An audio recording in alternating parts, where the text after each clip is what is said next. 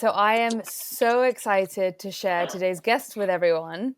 And it is actually someone that one of my favorite people to follow on social media. You have been for a while. I don't know if you know this, but every time you bring out your tarot scopes for all the signs every month, I send them to all the people I know. I'm sure this happens to you all the time. I'm like, okay, the Virgo one's going to my sister, the Scorpio one's going to my friend. Chris, I'm just so happy to be having a conversation with you today. Thank you so much for being here. Yeah, thanks for having me. I've also been following your account with the human design and all that stuff too, so it's cool. It's cool to be here. And can you just tell, because I feel like you do such a mix of different things, how do you kind of like synthesize the sort of through line of what you offer in your own mind?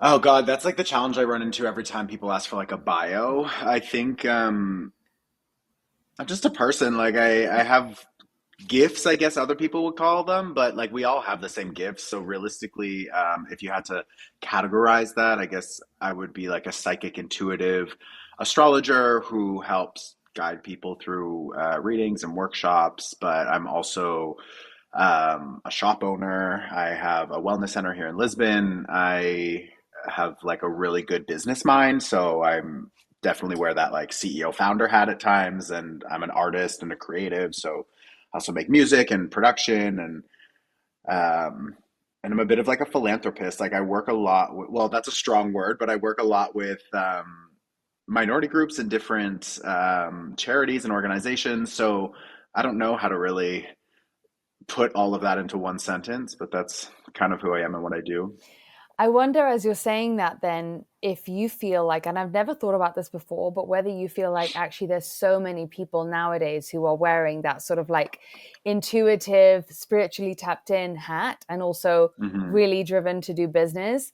I'm wondering out loud if that's a combination that's kind of always existed, or whether people are kind of waking up more to the fact that we all have those like both sides of us nowadays, or whether we need more people who are doing stuff in the world to have more of a spiritual connection and be sort of like light workers more than ever before. Do you have an opinion on that? Yeah, I mean, I think for sure, we all have access to the same gifts that I do, or that you do, or, everybody has access more or less to the same sort of intuitive process. Maybe it shows up differently for each people, but it's not special, so to speak. I think right now, we've never lived in a time like this. The earth has never gone through such contrast, I would say. So Mm. I think that that contrast turns a lot of lights on, and a lot of us are being called deeper into ourselves and into our practice and into our service. And there's definitely people who can turn that light on easier, or let's say they come through with that almost hardwired, as opposed to they need to figure out how to wire it themselves. Mm. So yeah, I think it's one of those crazy times, and we're kind of on the brink of a lot of change. So there's definitely a need for more intuitives to come online and more energy workers to come online.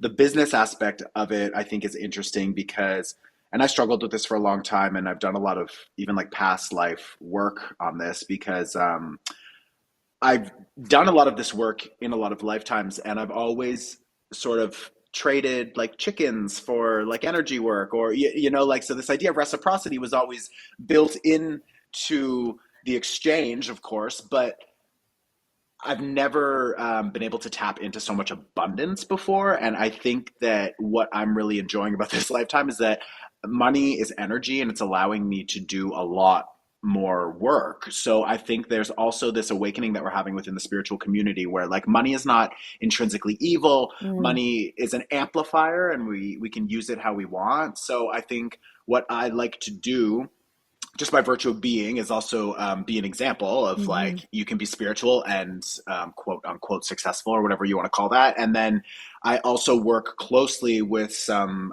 clients and even just friends who are in this same work, and maybe they have issues stepping into activating like financial abundance, or abundance looks like a lot of different things to a lot of different people, but the idea that you can do this work, be spiritual, and make a shit ton of money is allowed, and I don't think that money is intrinsically dirty or anything like that. So that idea of like spirituality and business does come up a lot, and I've done a lot of work Mm. through that, and now I try to just, I don't know, help other people get to that same spot, you know? And honestly, it's the only way that having this many people of service in this sort of spiritual way is sustainable, right, for the long term. Totally. Because if you are burnt out and unresourced, you can't be of service. Of So course. I think there's a reason why, God, the higher power, whatever you want to call it, once gives us this feeling of desire to be abundant. Because wouldn't we wish that for everyone in the world? Like, so why would we leave ourselves out Absolutely. of the equation? I know you have a lot to say about love and relationships. And you are really well versed in cord cutting, which I actually never really connected to cord cutting. I always thought it was one of those things that was like less, oh, I don't know if it works every time. And is it really that important? And, you know, a lot of different sort of stories I had around that until I actually did one and felt the visceral somatic impact of what that does. So Yeah. for the person who doesn't actually know about cord cutting but kind of just thinks that they know or has heard about it before, can you explain like what the what the effects, like the potential effects of if you do cut a cord, like what does that actually tangibly in your life, the kind of results that you can see from it? Because I think that's what gets us interested in something, is when we realize like these things are not just like it's a cute little thing you do once that makes you feel better for 5 minutes. Yeah, I think anything you do once that makes you feel better for 5 minutes probably isn't going to do much over time because, like everything, um, it's a muscle, right? Even our energetic body is a muscle to some degree, if that's what you want to call it. But this idea of building momentum and strengthening your frequency only comes by engaging in certain practices over time with rhythm and ritual and intentionality. So there's definitely a need to stick with it, and not to say that you need to be cutting the same cord over and over and over again, but you definitely need to build the momentum to really disengage from that connection. And I've had some clients who, I say clients like they're not always one-on-one clients. They could just be people who follow my online work and engage in our workshops. Mm-hmm. But some of those clients have said like that they have just quite literally never experienced that type of emotional visceral reaction, and that it was like night and day. They woke up the next day and it was just gone, and like that is was like a one-time thing for them, and then they were like cool and they could move on. And then I have other people who they struggle a bit more and they need to do the cord cutting 2 or 3 times. Not that it's not working, but at each time you engage it's going to a deeper level. So I think a good place to start is like, what is a chord to begin with? So we have chords with family, with friends, with lovers, especially people from past lifetimes, Mm-hmm. karmic connections, the twin flame, soulmate sort of vibe. And then if you are intimate or sexual with people, even like, I mean, this is TMI, but like even when you're like kissing somebody and your saliva is mixing, like that type of thing, and then in any other way that anything else mixes, it becomes really, there's a trade happening there, and we're quite literally exchanging parts of ourselves with people. You know what I mean? So Mm-hmm. that doesn't just happen on a physical level, it happens on a deeply emotional level. And then that allows us to become more vulnerable and open. And then when we're in that open space, a cord, an energetic connection is established. So people, and I'm sure this has happened to a lot of your listeners, you might be somewhere and all of a sudden you just think of somebody, and then all of a sudden they walk by you, or you think of your mom or a friend and then they call you 2 seconds later.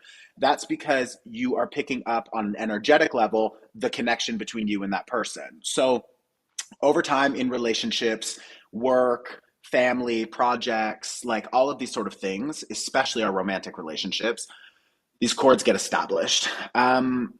So what this does is it starts to have you and your partner uh, vibrate in a similar frequency, or if you are, let's say, in a higher vibration because your auric field is maybe more expansive, you will, the way they're showing it to me is like you will help lift their auric field. So when you begin to access different levels of consciousness, the people around you energetically are also lifted in one way or another, consciously or unconsciously, knowingly or unknowingly, into a higher state. So this is where we begin to notice our relationships changing over time, or people will start to say like, oh, you've changed, or you just feel friction with people you didn't feel before. It's because the one frequency has increased and it is trying to pull the other one up, and we do that by just living in our authenticity and living a life, being a good example of what that looks like. Mm. And that always looks different. So once we get into this space, as our relationships progress over time,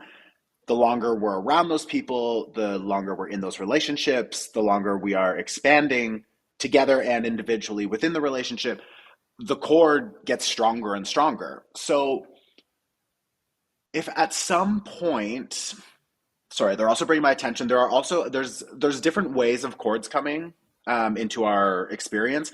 One of them could be from a traumatic experience. So say you experience something traumatic, let's just call it, as a child. That could have just been a one-time thing, Mm-hmm. but the impact of that on your nervous system, on your emotional body, on your energetic body, it lives within your cells, within your body, within your memory. Like, it lives within all of these layers. And what will happen is we have attached a story or an experience to that moment in time. So there could still be a cord, like an anchor, keeping us tethered to that moment in time, not Mm-hmm. necessarily to the perpetrator. It could also be to the perpetrator, but to the moment in time, like an anchor. So as we progress through life, we will find that these attachments, these cords, maybe you break up with this person and you can still feel them in your field, and it's causing tension in our life. Now, the tension that it causes in our life, it allows our emotional body to signal to us where there are certain energetic blocks so that we can dive into those blocks. We could do shadow work, let's call it. We can learn how to integrate those lessons and learning, and then we can fully process them and let them go. So when we get into a cord cutting, what we are doing is beginning to give ourselves permission to let go of that experience with the intention that we will assimilate the learning, integrate the lesson, and then move forward without the need to attach ourselves to that Mm. person or that experience, although that person and or experience is really acting as an identifier within our field to trigger the emotional body so that we can look at things that we need to work through. So some of those triggers could be anger and resentment, which maybe come back to feelings of something being unjust, which might be rooted in your needs being unmet. So now what you really want to be doing is figuring out how to get your needs met without the people around you, Mm-hmm. and forgiving those in the past who didn't have the capacity to meet those needs, etc. So there's a lot of different ways this can manifest, but when you get into the actual cord cutting ceremony, like the one that I have, I basically just help you breathe into a relaxed state. We bring up whatever emotions or connections are present for you in that moment, and we set the intention to remove them, and we just kind of quite literally pull them out, unhook them from ourselves. Now, there's different energetic practices I'm doing to also enhance the practice, Mm-hmm. but the idea really is to unhook ourselves from anything that keeps us anchored. Like I said, it's also to unhook our energy from those people and call back our energy and call back our pieces. If you imagine yourself like a puzzle, Mm. people and experiences, they take a little piece of that puzzle over time. So that puzzle is still you. That piece is still you. It's just been fragmented and taken. Mm-hmm. So what we can do is we can retrieve that. We can call that back. We can come into wholeness, and we can ask that it is cleansed and cleared of any and all influences, and then we can begin again. So Mm.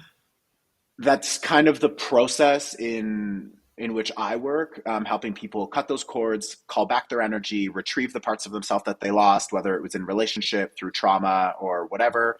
And then ideally, we help make them whole again so that they can move forward Mm. and and yeah, begin to just live a different life without the density. Totally. It's as you're speaking, I'm getting such a feeling of what it is giving us freedom, because sometimes obviously a cord cutting is because you want to disengage completely with someone in your life, and I think that's like a very sort of direct, obvious one. But I think also that like, let's use this example of what you said before about a singular trigger moment when you were a kid, like a singular trauma. Every time there's a suggestion that cord might get stronger from that trauma, you see a similar theme reoccurring, is when you don't feel free in yourself because you react, you're almost taken over, you go unconscious to your own, because you can't choose your sort of highest choice of how you respond to that thing because you're in such fear and in such almost try to avoid the trauma from happening to you again. So Right. something that is so visceral about cutting cords is that you're free to meet similar themes, moments, people as a different version of yourself because you're no longer looking at it from the corded place, you're no longer looking at it from below. You've been given the ability to rise above it almost, and remember that you are more powerful than the stuff that you've since been able to reclaim, recall back to yourself. And yeah, so I guess wholeness and freedom are sort of very they're very synonymous in this work that you do, right? Yeah, it's really liberating, and I think the process in itself, like the actual cord cutting ceremony, is to help you for a second get that bird's eye view. But Mm, then the intentionality behind the actual practice is that, like you said, you begin to disconnect from the density of the experience and all of the stories and all of the emotions, and then what the mm, emotions mean to you, and then that creates another story, and then you're trapped in this cycle of like pain and suffering and frustration and why did this happen to me and this isn't right and they should be mine, or I'm jealous, or I'm angry, or fuck this person, or whatever. And it mm-hmm, just, we get into this place of like, it's just, we can't see the tree from the forest anymore. So the cord cutting ceremonies and these rituals, really, if that's what you want to call it, is an opportunity for you to just like be where you are, feel what you're feeling, and then mm, also give yourself permission to disengage from that experience or person controlling your emotions, or controlling, um, keeping you stuck in a place where you almost feel like you're in a jail cell. And we've all been through those breakups where it's like we cannot get that person off our mind. And a lot of that is because it's not even you, it's them thinking about you, and you still have the communication channel open. So you maybe have actually processed, let's say, 90% of that breakup. Maybe they've only processed 30%. Maybe they did something wrong, quote unquote, to you. They lied, they cheated, they were not willing to compromise, they were difficult for whatever reason. And now they're the one who is living in some type of regret or sorrow or suffering, but you haven't done any clearing. And now you are interpreting what you're feeling through the communication channel as your own suffering, but it's not even your suffering. You're picking up that of theirs. Now, this is really important because there's also chords. Like, we are intrinsically connected to the collective energy of mm-hmm. all humans on planet, all humans on the planet, of the there's an emotional body Yeah. that the planet has, an energetic body that the planet has, and we are all connected and rooted within that. But we can choose, and I do this sometimes, I'll just visualize the earth in front of me and I just unplug a cord from it and I pull that cord back to me, and I choose to disengage from that collective pain and suffering because I can't be in that all the time. I won't be able to do anything if I'm constantly feeling the stress, the fear, the genocide, the like pillaging, the just like all of it. Like, I don't want to be in that space all the time. I don't want Mm, to avoid it, but we need to also take care of ourselves. So that same thing happens when you are with certain friends, and you'll notice when you're around certain people, they want to do something and you just kind of do it, and then later you're like, that was not really like me. And it's like, well, because you're riding that energetic wave with those mm-hmm. people. We are all stitching together, let's call it a quilt of friendship, and sometimes, or of interdependency, or of toxic connection, or of trauma bonding, or whatever it is. And we on a conscious level just think they're friends, but on a subconscious level, not to say they aren't, but some of them are definitely just connecting us with a part of ourselves that needs to be witnessed and judged and renewed and released and adjusted in some capacity. And I don't mean judged in a judgmental way. I just Yeah. mean, like, is this something I want to continue doing, or is this Mhm. something I don't want to continue doing? So Yeah. those connections with family, friends, lovers, the world, like, there's chords everywhere. Mm, And what's interesting about this cord cutting workshop is that like it doesn't just help you disconnect from your ex lover. It's also good for you to just be able to call back your energy at any time and figure out how to understand what is yours and what is not yours. I also wanted to ask you about, you were talking earlier about where different chords can come from. I wanted to ask you about, you know, you obviously form a chord to an extent, probably with everyone that you come across, or are there situations where there are no chords? Does that happen? Yeah, I mean, I don't know like everything by any means, so I could imagine there are situations where there are no chords. Although, as I say that, it doesn't feel correct. I think like I can always tell when we're getting close to the beginning of the month, when we're getting close to a new moon or a full moon, because I have all of these people wanting to watch their full moon, or sorry, their monthly horoscopes. And then I do the full moon workshop, I do a new moon workshop, and like those get, I don't know, between 20 and 30,000 people a month who are like watching those and engaging with those. So for those moments in time, I can literally feel in my field, and my nervous system gets a little activated, and I start to get maybe a little frustrated, or I feel like anxious or something like that.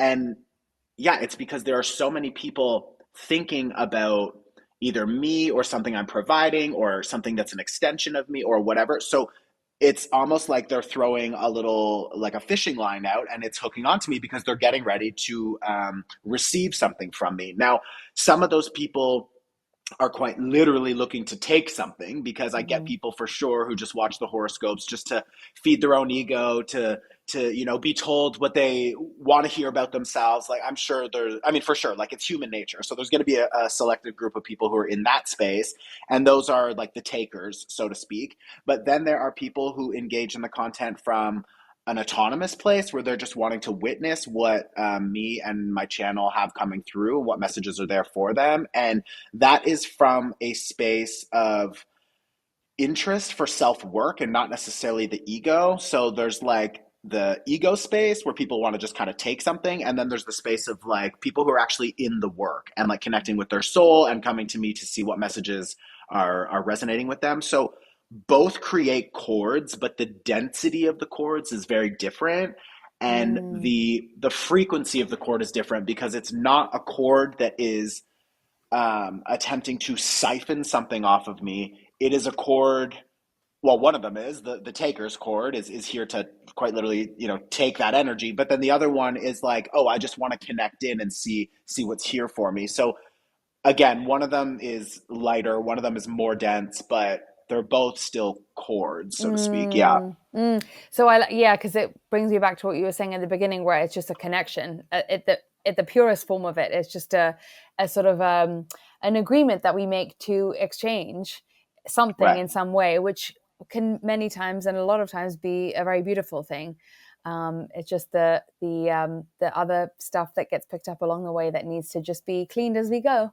And I Yeah. think everyone is becoming a better energy reader, or at least giving ourselves the permission to trust what we're feeling now. It's becoming much easier to see, or it's becoming we're being given more permission to like live our lives according to that way, because I think we know that the old way of just living too much with logic and analysis is kind of short, it brought us up to a point, but now I really feel this moment where everybody's ready to transcend that sort of just like the mind's uh, empirical observations all the time, and to really trust now, because we just don't have um, that is the best option now of how to navigate this world that is so full of so many changes, and in such quick Yeah, and we have the succession.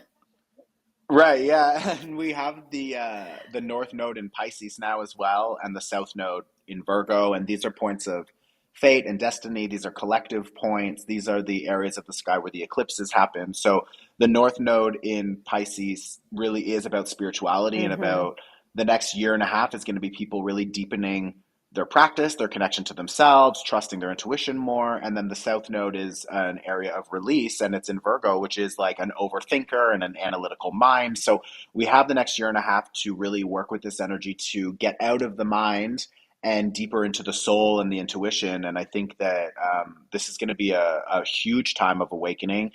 And then, of course, to get there, we need the contrast. So this is also why the next year and a half are probably going to be very intense with a lot of things happening globally. And it's just the polarized world that we live in. That's how the whole school is designed. So, but yeah, I agree. I think people are getting out of the mind more and into the just trusting themselves and Yeah. trusting, because somebody can say something to you and you can just feel it in the field, like that was not right. So Yeah. yeah, people are going to start honoring that more. Which is beautiful because I think but the more we know that we can't pull the wool over people's eyes just by like thinking we're being so like clever to like manipulate with some kind of like persona on, or like it just doesn't fly anymore. We're just going to try to do that less, and we're going to know that that's not like a rewarding mo to kind of get Right. through life or get what we want. So it's like the more people are aware of it, you kind of can't hide, and you kind of know when you're trying something on that's like less than great. Exactly. Which is kind of Yeah. nice. Yeah. Why um, even try if we're all going to smell it? yeah, exactly. There's and even the ones where you think it's so well concealed now, you're like, I don't know. I just have a funny feeling about that, and maybe you can't put your finger on why. And that's something that's so relieving to say is like, okay, well, I don't need to be able to explain why I feel what I feel. And what you're Right. saying about that Piscean energy, it's Neptune is the god of the underwater. It's not about seeing clearly. It's about going with the feelings and the sort of that watery, tapped, liminal space, or the kind of connection to the unseen and things like that. So Exactly. it's a super exciting north node for us to be in, because we're all going to be pushed to stretch ourselves towards that dynamic and that energy, which is great. But it's funny as we're talking about this, because we're talking about us as a collective, and obviously we live like these two layers of life, or three actually, if you think about human design. There's the individual, the tribal, and the collective, and we always have a foot in all three.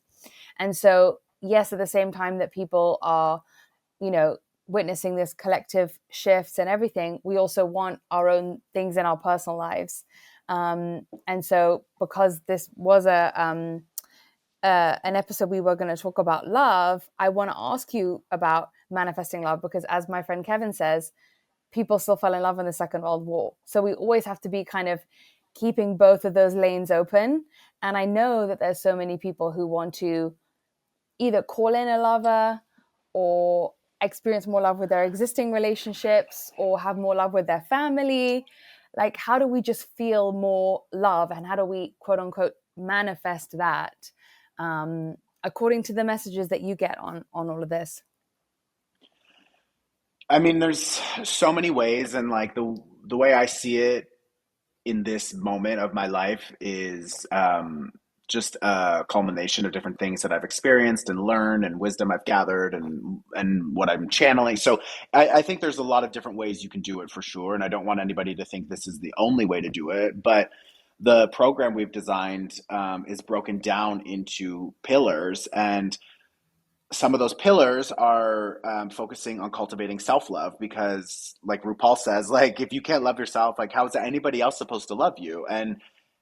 And when we don't show up into relationship with full love of who we are, then how could we really truly love somebody else truly? So that is a major step. I think also authenticity, which is either as high a vibration as love, because everyone always talks about love is the highest vibration, and like authenticity is either equal or greater. So this idea of truth and authenticity and full expression is just intrinsically tied to our ability to love ourselves, to speak our mind, to communicate our needs, to witness when something is aligned with us or isn't aligned with us. And we don't gaslight ourselves into staying Mm, in a relationship. We don't gaslight ourselves into thinking we'll never find somebody better. So this is one of the major pillars for sure, is cultivating self-love.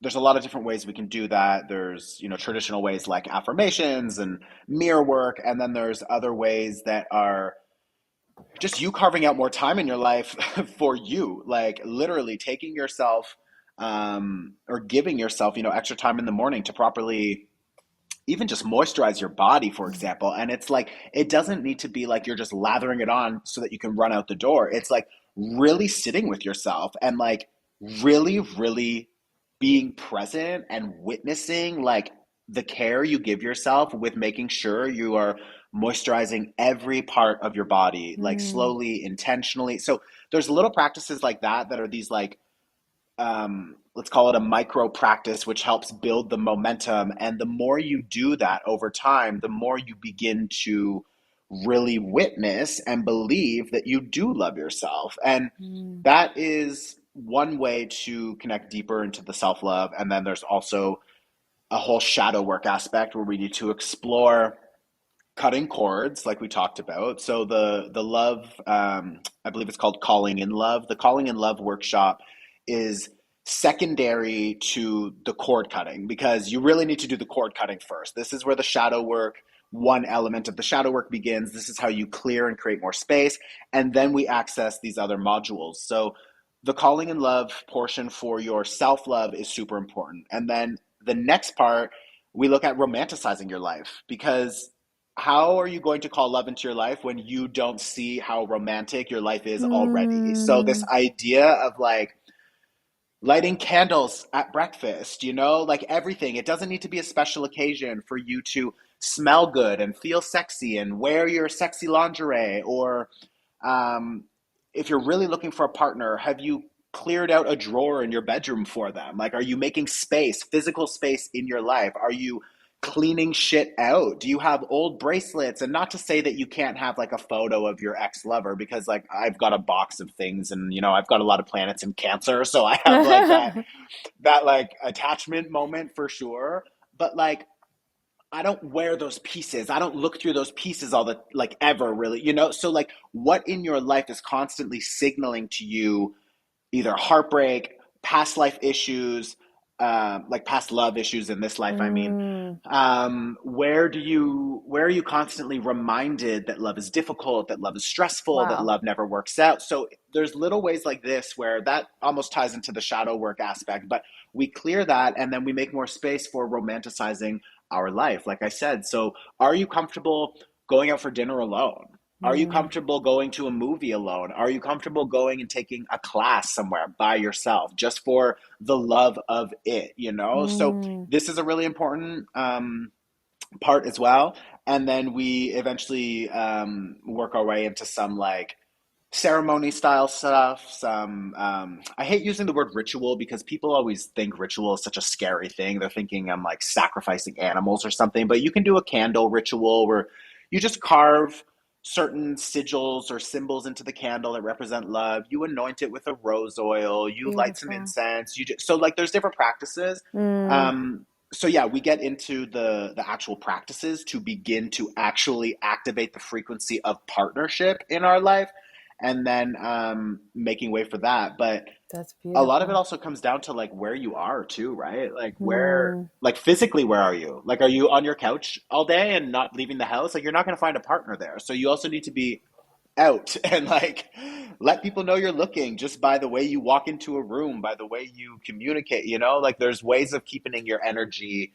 open and vulnerable, and not in an unsafe way, but like if you're sitting at the bar or you go to a restaurant, you're on your phone the whole time, not looking around, you've got closed body language. Like there's all these little pieces to it. So again, it's not like the love workshop is just one size fits all, take this and you'll be done, you'll fall in love immediately. Like no, it's a culmination of pieces that are going to support you on that journey. But I promise you, if you follow those pillars and you actively engage in them and build that momentum, you will notice the shifts even internally. And as soon as things start shifting internally, which really is our goal, then the external world begins to reflect that back. So, um, yeah, that's kind of in a nutshell what we focus on there. And I think outside of that workshop, that's just like I think one of the best ways and healthiest ways to begin to actually call love into your life. mm. And I love what you said about romanticizing life and, the lighting candles at breakfast and things, because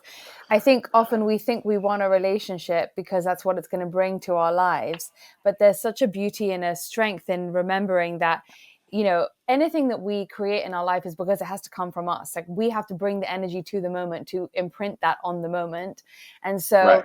also reminding yourself that you could be in a relationship and have a completely devoid of any type of sensuality and color and beauty.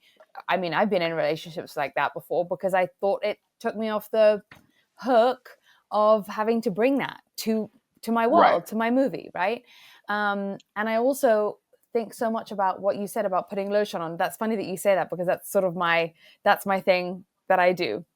Amazing. And I often think when I'm doing that, that so much of the time I think our cultural conditioning reserves any slightly sensual act for sex only, Right. and that we can't bleed that into, I can moisturize myself without turning it into some kind of like jumping on a man, like, Right. or without having to rise with a scarf in the mirror. Like, I can just put on cream in a beautiful way and have Tony Braxton playing in the background and just like have that be 5 minutes and then I'm on with my day.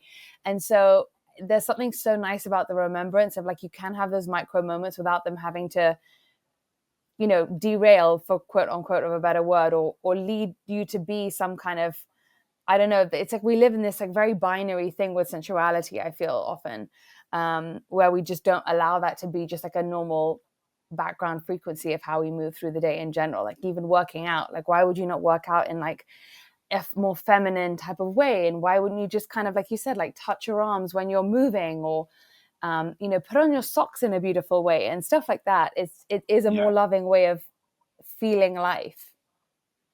And it's also like creating the space for you to really slow down. Like, just slowing Mm, down in a society that expects us to be moving at 100% speed all the time, and constant production and constant doing and buying and thinking and talking. It's like it's such a rebellious act to just be like, I'm not going to rush through my morning routine. I'm going to take a minute for myself. And even when you brush your teeth, are you like frantically brushing your teeth just to get it done? Or are you, and I catch myself doing that because like mm, I'm, a human. I grew up in North America. Like, I live in Portugal now, which is much slower, which I'm really grateful for. But I still catch myself when I'm brushing my teeth, just be like, stop. Like, mm, I'll pull the toothbrush out, I'll take like 3 breaths just to like seriously slow myself down.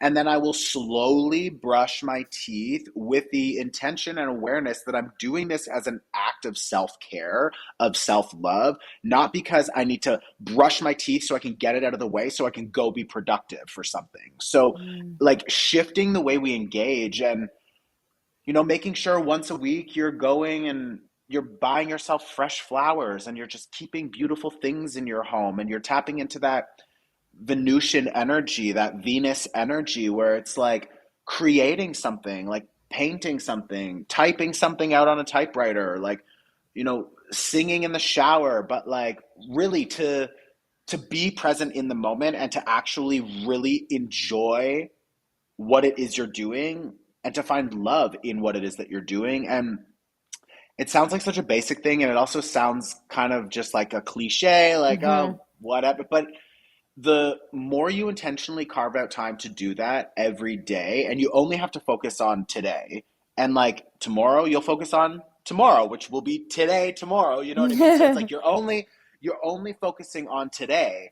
And if you continue to build that momentum, you will see a difference. Like, you have to see a difference because your frequency is changing, and the quantum field is responding to your frequency. So if you are shifting internally, your external world will shift, and you'll begin to care less, to buy into these ideas of scarcity or rushing around or like whatever it is. So Mm, there really is a beautiful thing in just slowing down, and yeah, taking time for yourself to just remind yourself that like you actually do care. And sometimes that's not so difficult, or well, yeah, sometimes it's not so difficult. Sometimes it is difficult.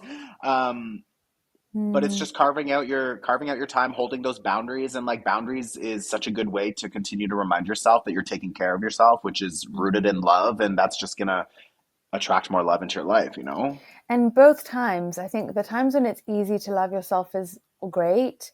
And the times when you or catch yourself with your mind not wanting to like yourself is also great, because that's when you say, I'm going to practice giving you love, right? Being loving towards myself when my Right. mind is giving me a ton of criticisms or whatever it is. And so then you kind of can witness that love coming out of you, that love muscle. And that's when you're like, oh, look how loving of a person I can be.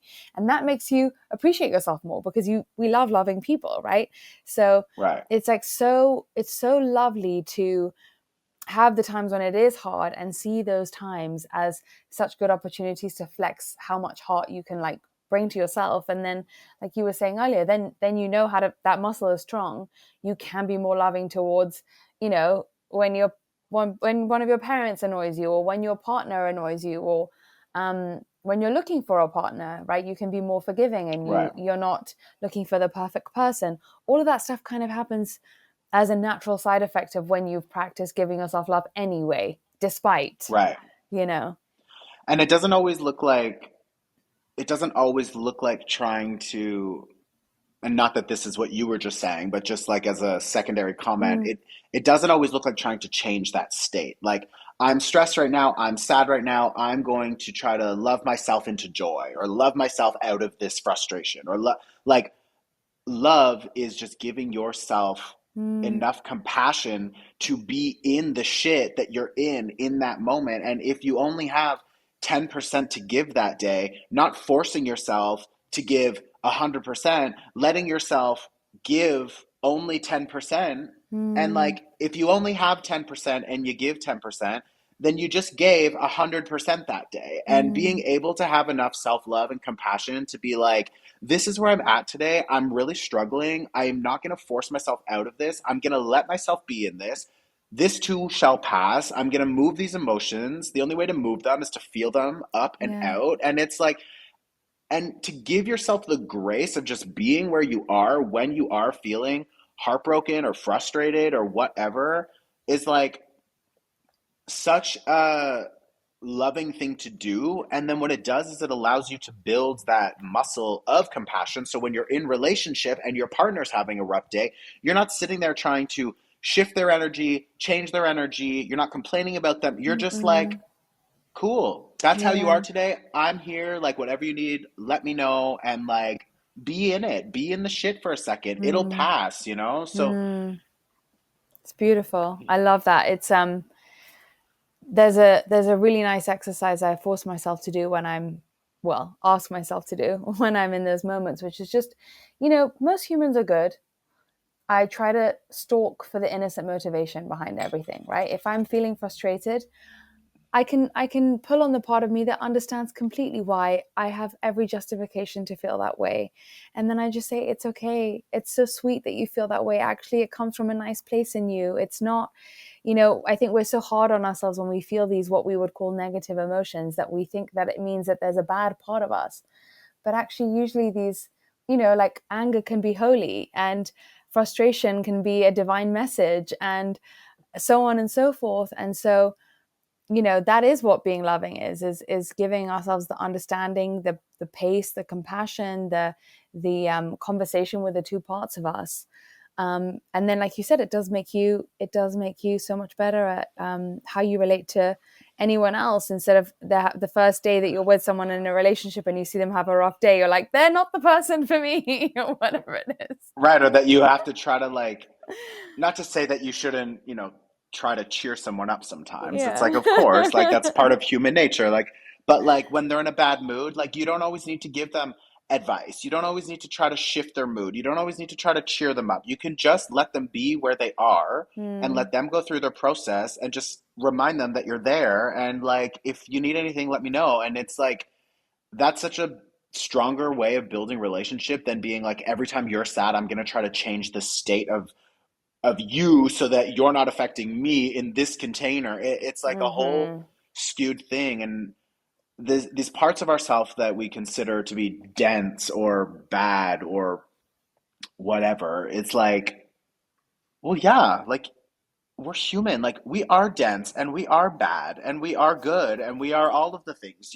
So it's like, I don't think trying to adjust everything all the time is required. And mm, I think that it's healthy to be fucking pissed sometimes. And does that mean you have to walk around and like spew like poison all over everybody and you need to like make your bad day everyone else's bad day? Like, no, by no means do I think that's healthy. But like, if you need to be in your home, in private, alone, and in a bad mood all day, then be in a bad mood and hate every little thing. And then the Mm, next day, it will, you'll have shifted something because you're not feeling that hatred, that anger, that frustration come up and then trying to push it back down, being like, I'm just going to love myself through this and swallow this. And like, I'm going to be happy and go lucky and whatever. You know what I mean? mhm, It's like, we have so much of that sort of, I mean, such an overused phrase, but like so much of that spiritual bypassing taking place. And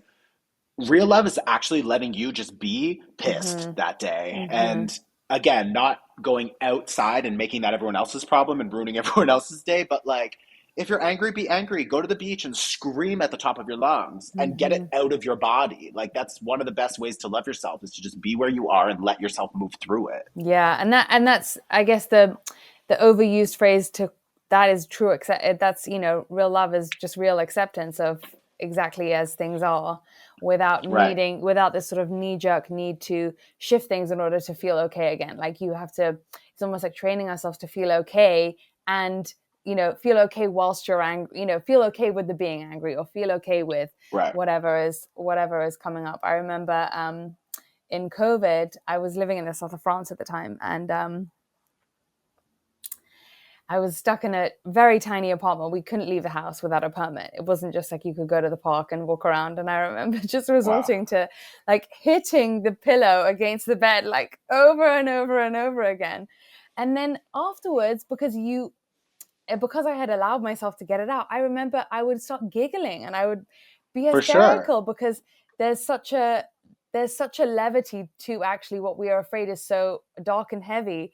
When you kind of let it move out, it's never as the idea of embracing it is always more scary before you've actually embraced it, and then it shifts, and then you're actually, like you said, something changed. You've created some kind of alchemical inside thing of whatever that feeling was supposed to do to your insides has actually occurred.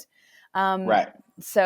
so then you've like tangibly noticed something lighten you up, even though you thought it was something maybe scary or heavy or uncomfortable to feel. Yeah, and like those moments of like discomfort or the things that are quote unquote like bad or heavy or negative or whatever, it's like they're actually not any of those things. That is just some category or label that we are associating with that emotion or with that feeling. Like everything is actually just neutral. Mm, Like it just is what it is. It doesn't have to be the story or the identifier that you or that the collective has attached to it over mm, time through the lens of religion or government or whatever. So it's like when we get into those states of like, this is anger, I'm feeling guilty that I'm so angry because anger is a bad emotion and now I'm a bad person or like whatever it is. It's like, oh my God, like dismantle all of these labels and categories because nothing in this world is actually anything. And this is getting like super zoomed out and like meta mm-hmm, style, but like at the end of the day, nothing is anything. It's the charge that we give it. So anything that you're witnessing, and yeah, there could be moments of, well, it's like, well, this is clearly a bad thing. Like, murder is bad or this is bad. And it's like, yeah, I'm not talking about like, obviously, there's certain things as humans I disagree with. Um, Meaning, like, that is not how I would want to live my life, nor do I think that that's acceptable. Um, that being said, the majority of the experience that we have is something happens and then we are creating a judgment and a story around that that leads to an emotion and that's triggering something in us that actually is rooted in something deeper that needs to be looked at because we're the ones who you only need to worry about yourself. You only need to take care of mm, yourself. And the sooner that you can focus on what is moving in you, and then you can use that as an identifier to understand the root of it behind that, mm, that's where you should be doing your work, not trying to. label and categorize and point fingers at what's happening around you because this is good and that's bad and how could this person do that and this is it's like Mm, these are all ego traps for you to take the attention out and off of yourself and to put it onto something outside of you so that you can blame that for being the issue mm, because that was bad and that was rude. No, that actually wasn't anything. You've mm, attached a story to that, and that story has an emotion, and that emotion is deeply rooted in some unresolved emotion. So there's always like mm. a double layer of emotion here. I talk about Yeah. this in like I'm writing a book right now and we go a bit deeper into this idea, but there's the trigger, and then that trigger has a story, and that story has an emotion. And then that emotion actually stems from a deeper story, and that story has a deeper emotion, and that is the real issue. So if you can actually back out from the experience, not just once, but twice, you'll see that it's like that experience made me feel angry, and that anger is from my needs being unmet. Well, where earlier in my life were my needs unmet? And then how did that make me feel? Oh, that made me feel like I'm not important to my family. Okay, I have issues around self worth. That's really Mm, what's going on, not the first emotion you felt. You know what I mean? So mm, being able to back things out is important, but you have mm, to do a lot of that work to then get yourself to a place where you begin to start seeing things as neutral because you don't have so many of these emotional indicators happening within your body. mm. Um, which, yeah, it takes time, it takes work, but like everybody can get there, you know? Of course. And almost feel that it's a universe kind of graciously giving us the pebbles constantly until we do make those connections of being able to, like you said, zoom out and see the root thing. Because, to go back to what you were saying at the top of this conversation, we all need to know how to meet our own needs. And if you don't Right. know, and to the extent where we don't know that we have a need, then these triggers actually help us uncover and get to the root of the clarity of, different people. We all have different kinds of needs. We all value different things differently. And unless we, or even if we sometimes actively try to find out what those things are, there's things we might overlook. And so life is always on this curriculum to kind of bring more things to light about ourselves that we didn't see before. And there's always, you're right, it's always back down to something else that is actually, seemingly unrelated, except for tied by the narrative that we tell about what they both mean to us. And that's also what makes, though, learning about yourself so much fun, because Totally. it's a game that every time you learn more about yourself, you do appreciate yourself more. You do have more understanding for yourself. You do then love and have so much tenderness towards the journey that you've been on, that has brought you to the place that you are at now from where you were. Um, And like so nice. looking at which layer of your needs is being met, because like what we just described with like there's the first so there's the trigger, and then there's the emotion and the story, and then you can go back to the actual emotion and the story that's below that is like, let's call that the surface story and then the deeper story. Well, a lot of us get stuck in trying to self-soothe and meet our needs at the surface story instead of Mm, actually going back to the deeper story where the actual healing would take place. So if you get triggered and you get upset and now you're all uncomfortable and you want to go into some self-soothing technique to have your needs met in that moment, which is I'm uncomfortable and I want to be comfortable, then this is where we typically will grab a cigarette or something to eat, or we'll go shopping, or like you get in that little loop of what's a quick fix. But if you can go back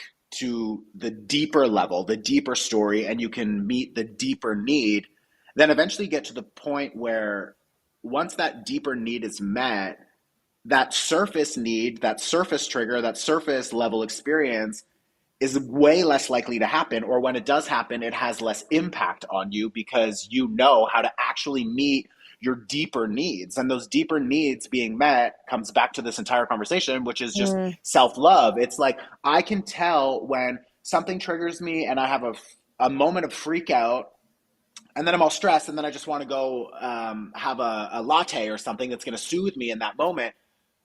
But I'm sitting there thinking, like, did I actually wake up early enough and stretch my body? Did I do my qigong this morning? Have I meditated today? Like, have I tapped in with myself and given myself what I need before I even stepped out into the world? And it's Mm, like the deeper need was not met that day. So, of course, the surface need is going to be this trigger point, and I'm going to be overly activated, and I'm going to reach for a surface level solution.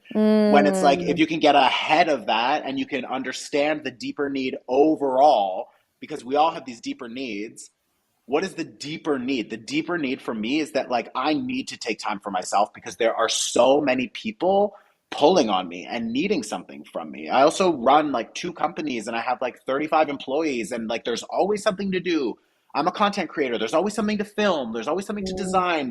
And I'm just like, if I just wake up and dive into that, mm, my deeper need is not met. So then mhm, I go through the day and I'm triggered and I'm just trying to find a surface based solution for the surface mhm, based need, which is like, I'm uncomfortable, give me a coffee. I'm uncomfortable, smoke a joint. I'm mm, uncomfortable, go shopping. It's like, no, wake up and deal with the deeper need. And for me to deal with the deeper need, that means I have to understand that I'm fully worth the time to do that, which is a deeper practice of self love. I'm not going to wake up and brush my teeth quickly and run out the door.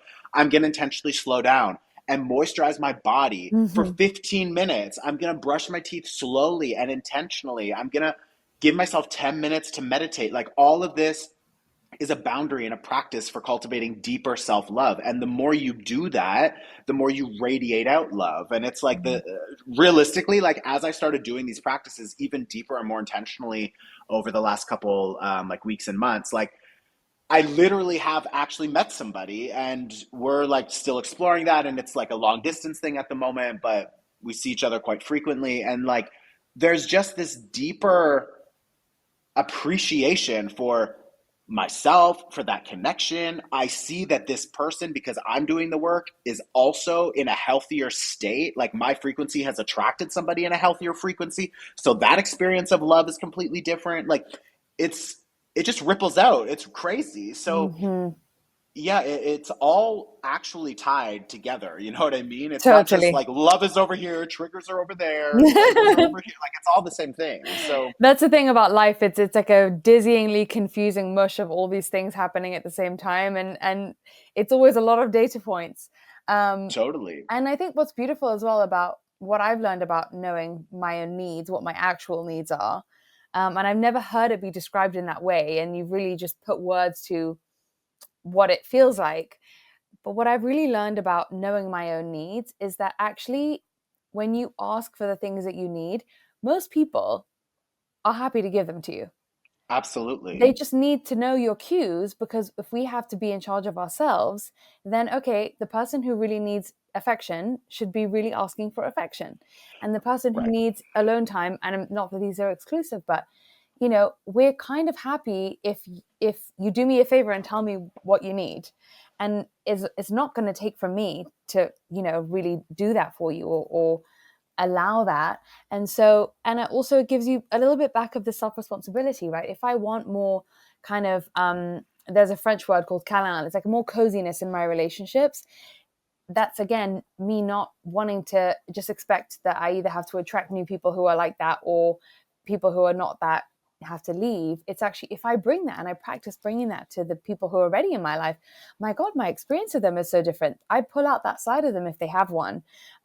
And so it kind of gives you the power back again, to use like an overused phrase, but it really does, because you realize like, oh, when I know my needs, it's actually a beautiful energy that I'm bleeding into the world as well, Right. of a person who is in deeper self knowing. And that's a very softened, open, inviting type of energy for other people to experience. Well, and so many of us have such a skewed, misrepresented understanding of what love actually is because we grew up in certain homes or environments, or there were early relationships or romances where we needed to self abandon and self sacrifice, and we needed to water down our own needs for the peace in the home or peace in the relationship or whatever. So we've been trained over and over and over, especially the Mm, subconscious, because there's so many of us experience this at such a young age when we're just like saturating, or we're saturated with so many examples, whether they're good or bad, we're just learning from these examples. So if you're in a family dynamic where there's chaos in the home, or your needs are going unmet, or anytime you ask for something, you need money for something, it's like, oh, I pay for everything, or I give you this, or like, just be happy with what you've got, or this or that. You Mm, experience this. Well, at some point in time, it's like, okay, for me to be loved, I need to not ask for things. I need to not share my yeah. needs. I need, like, that's what I need to cultivate for safety in this Hmm. experience. And then later in life, we want to apply that same rule. But what it does is it just creates an increasingly more and more frustrating experience for us because our needs are going unmet. And like I said, then we're just trying to slap a band-aid on these surface needs where Mm, we just need a cigarette, or we just need this. And then we get into an addictive state for self-soothing, and like whatever, that compounds over time. But mm, for us to actually remove that understanding and remove that conditioned belief that, like, for me to be loved, I need to not ask for mm, my real needs to be met. For me to be loved, I need to not share my opinion, or I need to water myself down, or I need to, mm, like, that's part of the deep work that we need to do. And then we can begin to show up in relationships and have the confidence to say, like, I don't like when you did that because that made me feel XYZ. Or a lot of us don't even have the language to talk like that yeah. in relationships. You know what I mean? We're not taught how to properly communicate what we're feeling, or to identify those feelings. So Mm, yeah, like, there's a lot of unraveling we need to do about what we've learned in relationships. And that also comes down to, like, if you watched your mother as a single mother, or your parents, you come from a broken home or whatever, then there's going to be a belief system that, like, home is maybe not safe, home is not where you take care of your, relationships always fail, or relationships fall apart, or people. And it's like, we really need to be aware of those programs and those belief systems, because they're operating in the subconscious, and the subconscious is really driving the majority of our decisions. mm. So removing that, liberating yourself, cutting those cords, activating self love, self care, romanticizing your life, bringing all of this back to you being healthy, you're going to start attracting healthier relationships. And then when they show up, you can actually feel confident communicating what you need, getting your needs met, and then you can actually build real love and relationships with people, you know? Mm. You know what I really, really am loving about everything you're saying, and what I'm really getting from you is that you are not the just the subconscious guy, or just the man of the affirmations guy.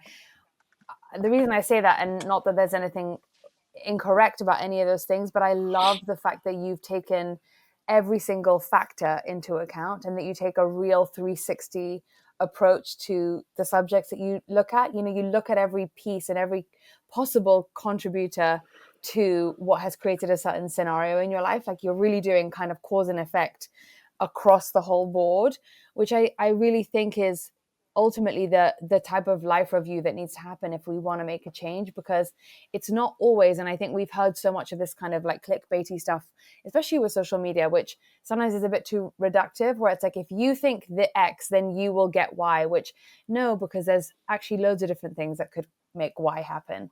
And I Right. really appreciate the speaking to you that, you know, in the things that you offer to the world, they're so comprehensive, and you have like a toolbox and a menu that people could, you know, take a look at the whole entire picture to get the result that they're desiring from something, which I think is so not seen enough. And you really, it's so obvious to me from speaking to you that that's something you naturally do. Yeah, I mean, humans are complex, so, like, we need complex solutions. Like, and a complex solution doesn't need to be a difficult solution, because Mm, these solutions are actually, I would say, for the majority of the things we're talking about, are quite simple. mhm, They're not easy in the sense that it'll just happen, because you do need to commit to them. You need to build the momentum. You need to watch where your mind goes. You need to have a little bit of that healthy delusion where you're just walking around being like, I am love, even if you don't believe it that day. Like, I still am love. I am lovable. I am, you know what I mean? And like, that level of delusion is what has made me literally millions of dollars. Like, I've had nothing, and I have had to give up my last, like, $40 just to get gas in my car so I could get to a job so I could make more money. And it was like being in that state, I would always be like, it's fine. I'm a millionaire. I'm a millionaire. Don't worry about it. And I would actively do the shadow work and I would actively do the practices but it's the culmination of everything. So Hmm. again, humans are so multifaceted and complex that we can't just focus on like, just think this all the time. Like that doesn't work. It's not to say it isn't helpful, but it is much more helpful when it is a piece of a larger puzzle and process as opposed to just like focusing on one modality and hoping that that's going to solve all your issues. So Yeah. yeah, it just is what it is. I think it's really doing right by people to not reduce or simplify things. And I think in tandem with us all becoming better energy readers, it's so lovely to have voices that kind of cover all of those things to really give licensing to where our brains are going. But sometimes you need someone to sort of go first and explain it or explore that territory for you, and you go, oh yes, like I said to you earlier, like, oh, you put words to that thing, that those layers that I never really consciously had thought about myself but felt is true and is how it is. That's a really, really beautiful share. Thank you for that. Um, Yeah, thank you. and obviously, I mean, you give so much and you offer so much, and the twice weekly, twice monthly workshops and the ones that you can get a la carte. I'm as far as correct me if I'm wrong, but you do the cord cutting. You can do that anytime that you want to, and you have this manifesting love and new moon and full moon, and even what you were saying about the tarot, which I love the tarot scopes on your Instagram every month. So if you are enjoying this human's consciousness and what's expressing through him, there's a lot more to get into. And just thank you so much for this conversation. It was super expansive and inspiring and full of good reminders and recentering. Yeah, and I think that's really what our work is just reminding people of what they already know because there's nothing that I'm saying that should be I mean, people might have a bit of an aha moment or a light bulb might turn on again, but like the light bulb was already there, right? It was already screwed in. So it's like I want people to also remember that like I'm not special, like none of us are overly none of us are more special than the other. Like everybody can access everything that we're talking about. And yeah, as you mentioned, we have a lot of resources to support everybody. We did, I think, one second, what did they make it? They made a code Jenna 22 for all your listeners. Also, if they want to Oh, thank do, you. yeah, so then you guys will get 22% off of the Calling in Love workshop. And as we mentioned, there's a cord cutting workshop, and we have a bunch of stuff on the website. So feel free to take a look and do what feels good or don't, and whatever it's there. But I'm super happy we got a chat, and yeah, thank you for having me.